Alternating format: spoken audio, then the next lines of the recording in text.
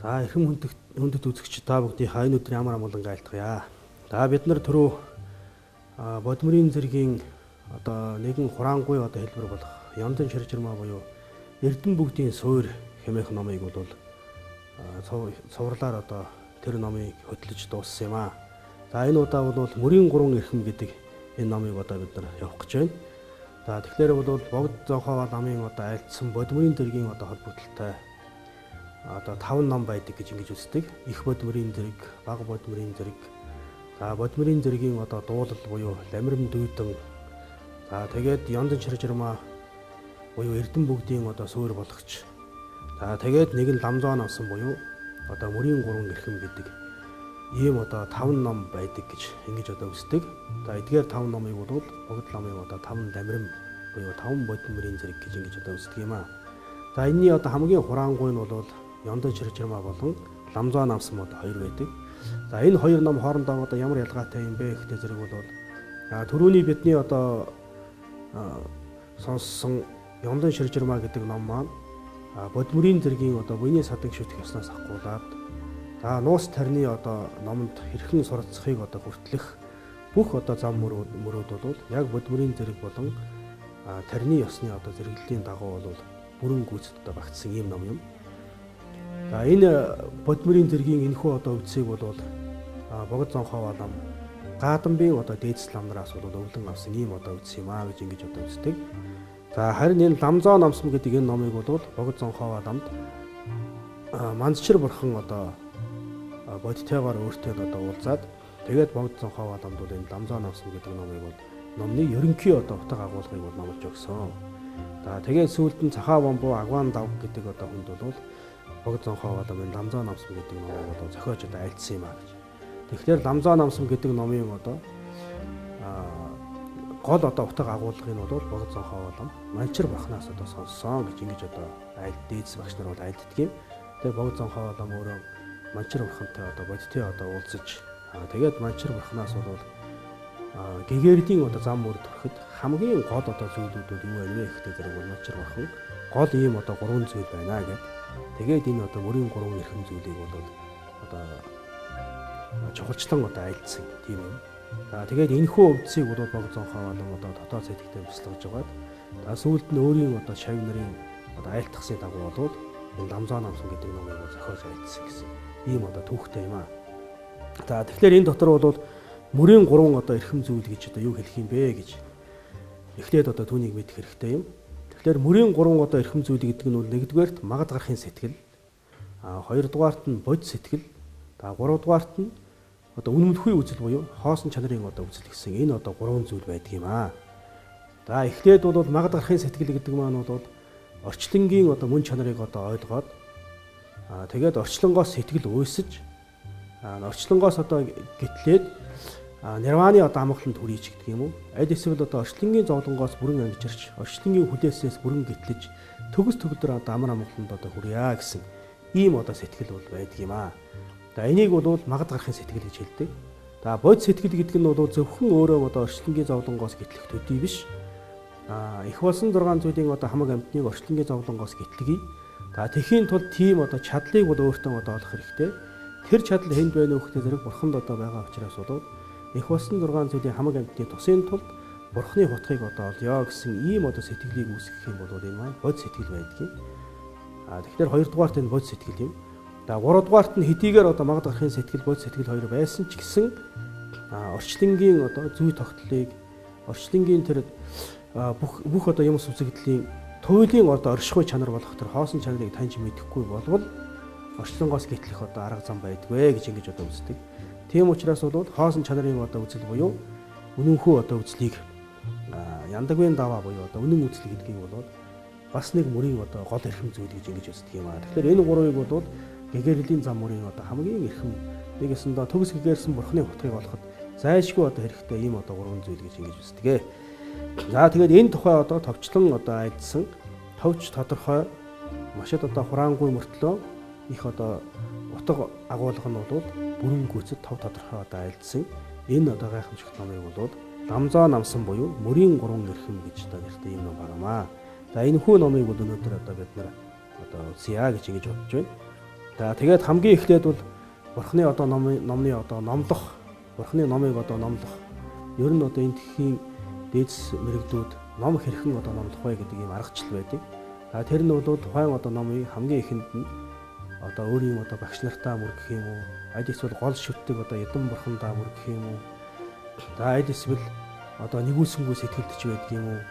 За бурхан болох гэгэрлийн одоо зам мөрийн одоо хамгийн одоо гол хэсэг болох тэр бэлгийн чандад хүрэх үйдж байдаг юм уу? Ямарваа нэгэн тийм одоо эрдэмтэй, ач холбогдолтой түүнийг одоо тэнд мөргсөн, түүнийг одоо дурдсан амандаа одоо өгүүлсэн төдийгөр бол маш их одоо буян хураах тийм зүйлүүд бол одоо тахилын үгийг одоо өгүүлэх ийм одоо ёс байдаг.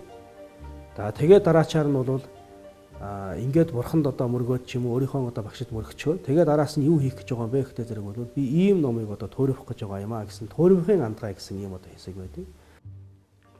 За тэрхүү одоо уламжлалын дагуу бол энэ одоо номонд хамгийн эхлээд мөргөлийн одоо үг байна. Мөргөлийн үг маань бол живзэн ламаа намлаа чанцоолоо гэсэн үг байна.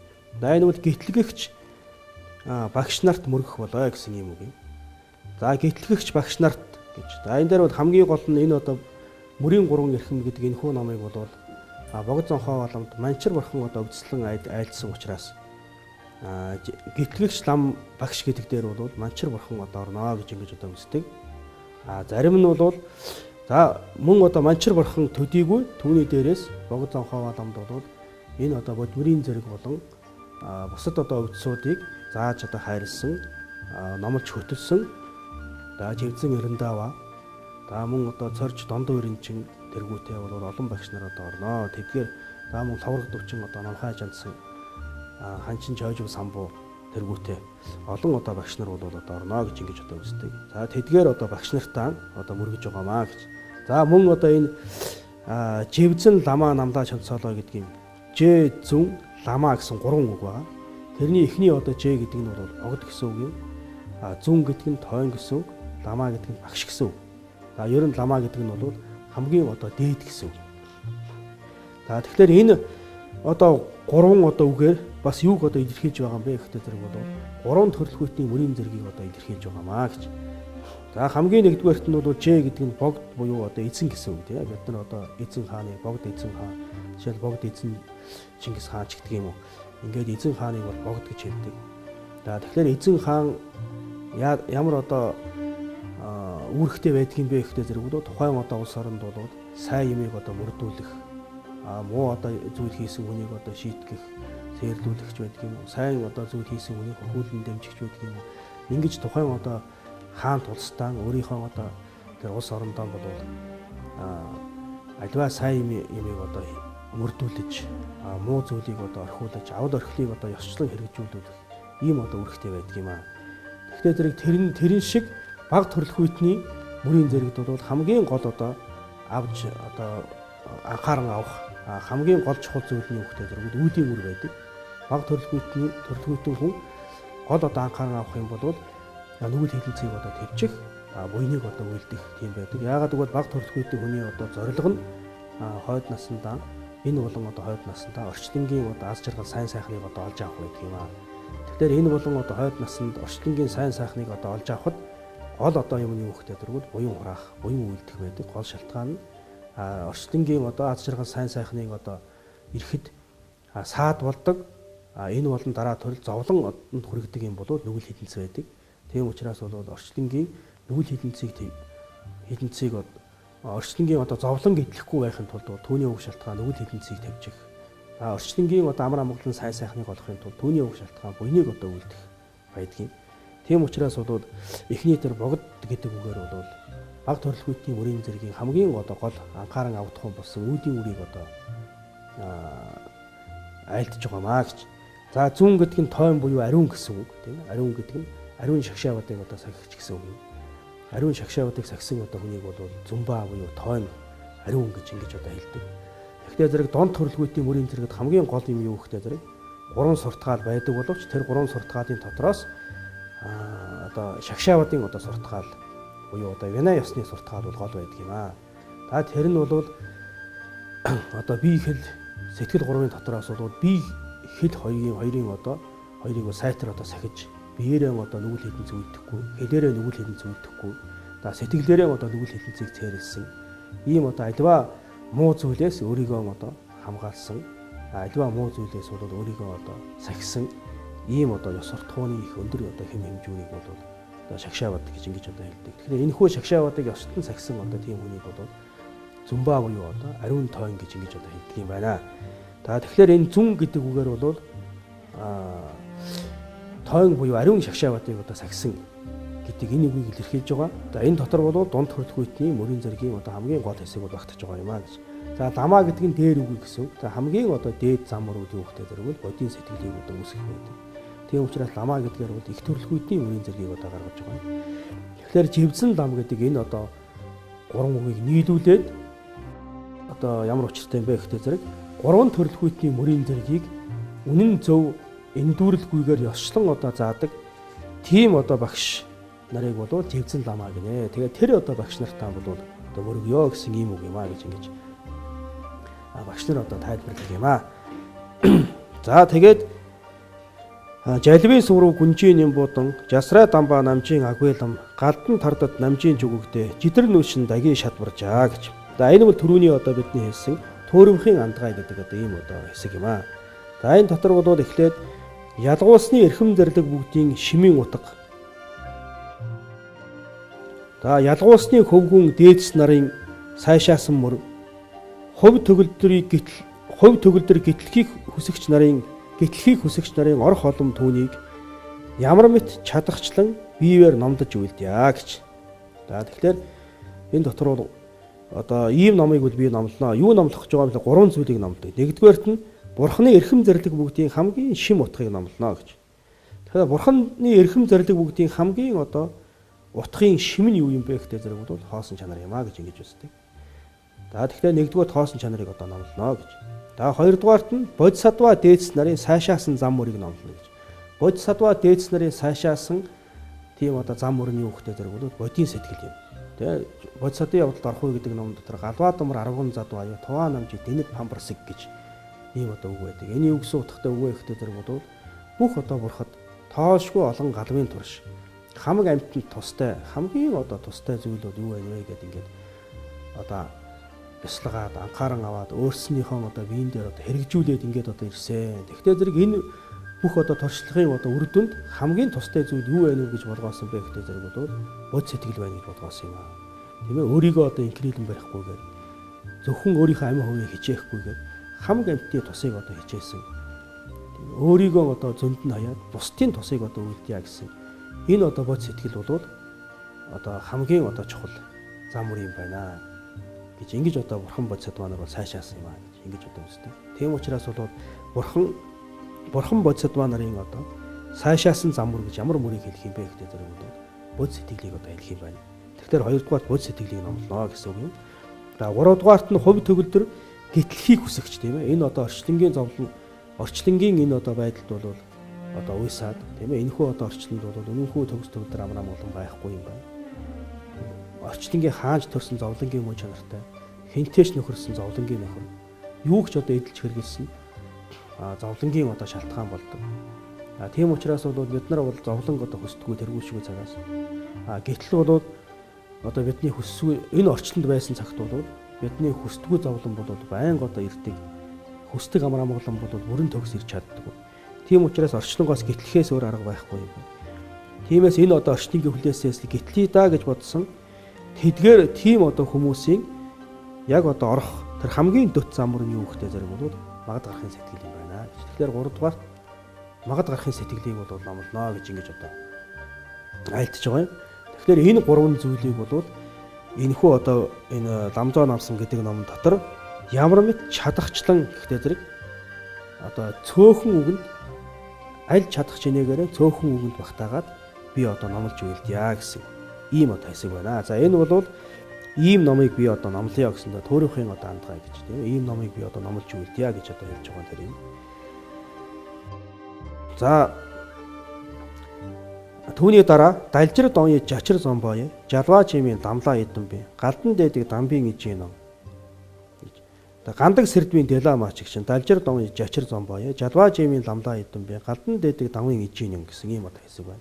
Энэ бол сав төгөлдрийг сонсхийг сануулсан үг гэж ингэж одоо хэлдэг. За юу гэсэн ямар утга учиртай үг вэ гэхдээ зэрэг бол энэ одоо номыг хүлээж авах тийм одоо оюуны чадамжтай нэгсэндээ оюуны одоо тэр сав нь энэ ном одоо тэр хүн одоо энэ номыг өөртөө хүлээж авах тийм одоо оюун ухааны одоо сав төгөлдөр буюу оюуны одоо чадамжтай тийм одоо хүмүүсийг та нар энэ номыг одоо сонсооч гэж ингэж одоо уриалан дуудсан ийм одоо үг юм аа гэж ингэж байна. Тэгэхээр ямар хүн энэ номыг одоо сонсож чадах юм бэ гэхдээ зэрэг хэн нэгэн сансрын одоо амгаланд үл тачаасан хийгээд сансрын буюу орчлонгийн амгаланд үл тачаасан хийгээд чөлөө өвчрөлийн хэргийг байлгаж үлдэхийн тулд хичээсэн Бурхныг баясгахын мөр дор сэтгэл итгэмжилсэн хувь төгөлдөр тэдгээр тунгалаг сэтгэлээр сонсоорой гэж. Тэгэхээр ямар хүн одоо энэ номыг сонсох хувь төгөлдөр байх юм бэ гэхдээ зэрэг хамгийн нэгдүгээрт магад гарахын сэтгэлийг бясдах одоо сонсох тийм одоо хувь байхын тулд яах вэ гэхдээ зэрэг сансрын амгаланд энэ сансрын буюу энэ ертөнцийн одоо амгаланд бол үл тачаасан үл шунсан байх хэрэгтэй юм байна. ертөнцийн амгаланд шунах юм бол тэр хүнд ертөнцөөс гэтлэх ямар ч бололцоогүй магад гарахын сэтгэл төрөх ямар ч бололцоогүй юм аа гэж. Тийм учраас ертөнцийн одоо амгаланд бол одоо тачааж болохгүй. Тачаахгүй одоо хамгийн ертөнцийн амгаланд бол төдийлөн одоо нэг тийм тачаасан тэрэнд одоо шунсан тийм биш байх ёстой гэж нэг. За хоёрдугаар чөлөө өвчрөл.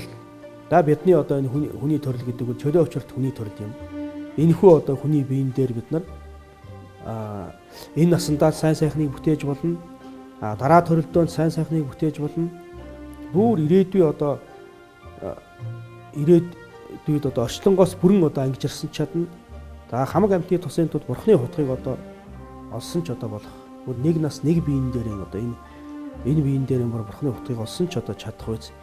Тийм одоо чөлөө учрал бүрдсэн тийм маш одоо тийм гайхамшигт одоо чадамжууд одоо бүрдсэн ийм одоо боломж бүхий ийм одоо бие юм аа. Тэгэхээр зэрэг энэ биеийнхаа одоо хэргийг энэ биеийг олсныхоо хэргийг л нэг одоо хий дэмий өнгөрөөчихгүйгээр энэ биеийг олсныхоо хэргийг байлгаж үлдэхийн тулд хичээсэн тийм байх хэрэгтэй гэж. За энэ чөлөө өвчрөлт хүний биеийг олсны хэргийг яавд гаргах юм бэ гэхдээ зэрэг бол бод сэтгэлийг төрүүлэх юм бол чөлөө өвчрөлт хүний биеийг олсны хэрэг гаргана гэж. Яагаад гэвэл бод сэтгэл хизээ төрн тэр цаг тэр хүн бол Бурхан болох зам бүр руу эргэл буцалтгүй одоо орч чаднаа.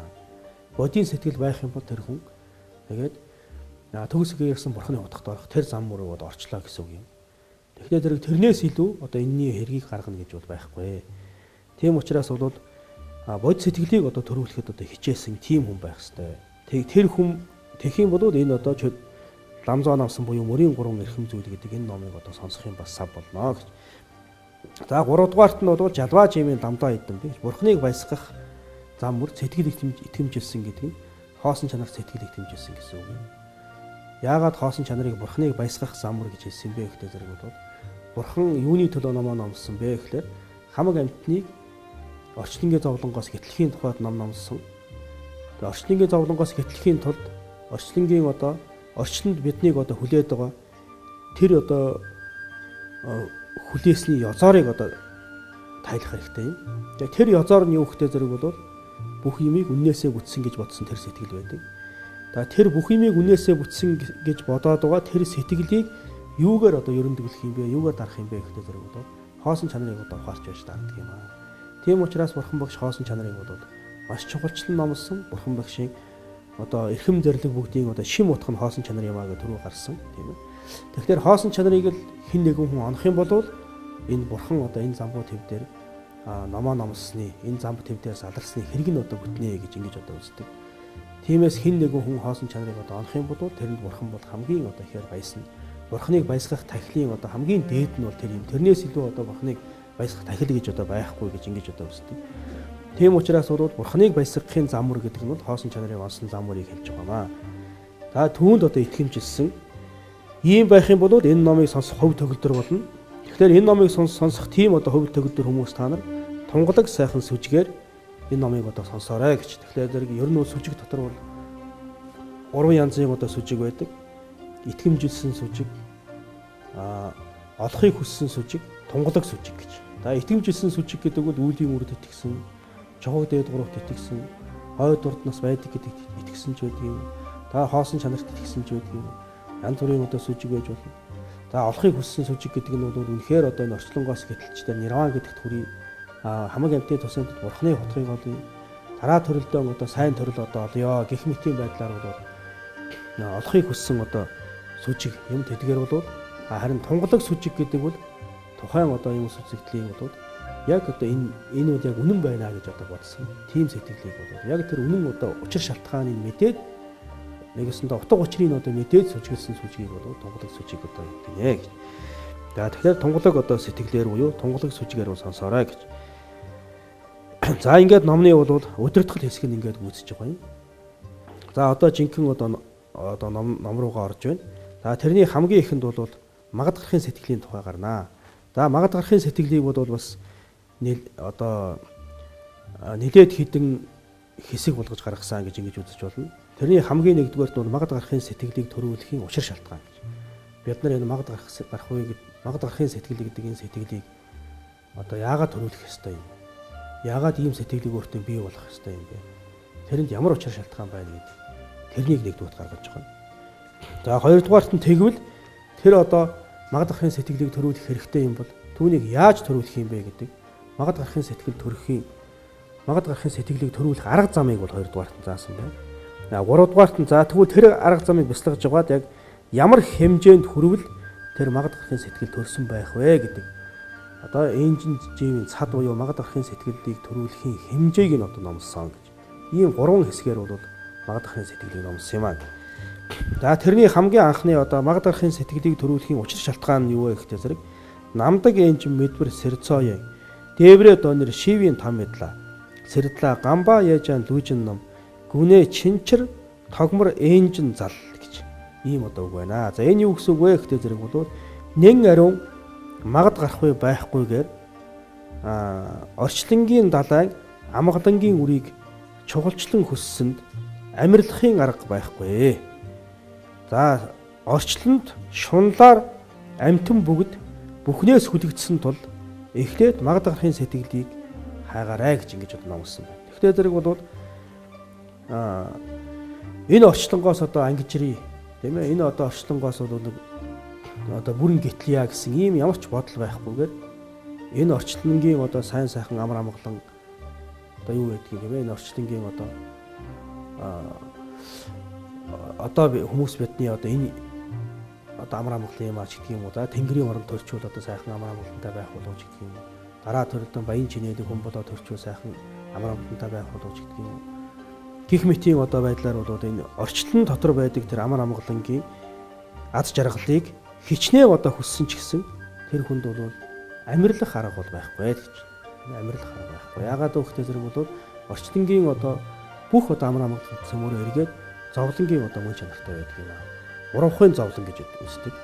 Хорвын дэва жирмийн дунд гэж одоо үг байдаг. Тэрийн үгс үг гэхдээ орчлонгийн амгалан бол уравхын зовлон юм аа гэж. Яагаад гэвэл тэр бүгд эргээд ураваад зовлон болж хувирдаг. Тэгээ нэг одоо орчлонгийн одоо амгалан хичнээн одоо эдсэн ч гэсэн эргээд тэр нь бол дараа нь буцаад одоо өөрт одоо зовлон болж хувирах тийм одоо байдаг юм аа. Зовлон одоо үүсгдэг тийм байдаг. За тийм учраас бол орчлонгийн одоо амар амгалан хичнээн одоо хүссэн ч гэсэн тэр хүн амьдрахын одоо арга байхгүй гэж. Тэгээ өрдөн төрөө бид нар бас Ямдан Ширжирмаа номыг одоо ярьж байхад бол бид нар бас дурдсан тийм ээ. Орчлонгийн бүх амар амгалан бол цөмөрөө зовлонгийн мөн чанартай. Яагаад гэвэл тэр орчлонгийн одоо амгалан гэдэг бол нэг зовлон арилгахыг л бид нар амар амгалан гэж мэдэрдэг гэж. Жишээ хэлэх юм бол бид нар өсөж байх үед өсөж явж байгаа хүн одоо хоол идэхтэй зэрэг бол гинтхэн одоо тэр хүнд одоо сайхан мэдрэмж төрдөг. За тэр маань одоо юу гэхтэй зэрэг бол нөгөө өсөж байсан зовлон маань бол алга болж байгаа юм. Бид одоо хоол олж аваа тэгээд одоо эдсэн төдийгөр бол өсөж байсан зовлон маань одоо арилна.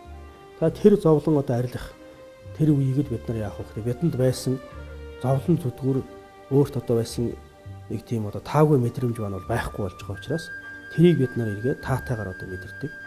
За үнэхээр одоо тэр хоол идэх маань жаргал байсан бол тэрийг цааш нь үргэлжлүүлээд байх тусам улам одоо ажиргалтай байх хэрэгтэй байтал бидний хоол идээд нэг хэмжээнд хүрээд ирэхтэй зэрэг болоод яг одоо цадаад ирэхтэй зэрэг цааш нь үргэлжлүүлээ идэх юм бол тэр зовлон болж одоо хувирна.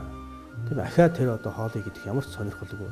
Ахаад тэр төрөнд нь хэдхэн одоо минутын өмнө одоо амгалан болж байсан тэр зүйлийг дахиад одоо үйлдэх бол ямар ч одоо хүсэлгүй ийм одоо болж хувирдаг. Тэгэхээр үүнээс одоо харахад бол орчлонгийн одоо амгалан гэдэг бол бүгдээрээ зовлонгийн мөн чанартай. Зүгээр зовлон одоо амьдрах төдийг л амгаланд мэдэрдэг болохоос биш жинхэнэ одоо амгалан бол биш юм а гэж ингэж одоо үздэг юм а. За ингээд өнөөдрийн одоо хичээлээ бол энэ хүрээд өндөрлөё.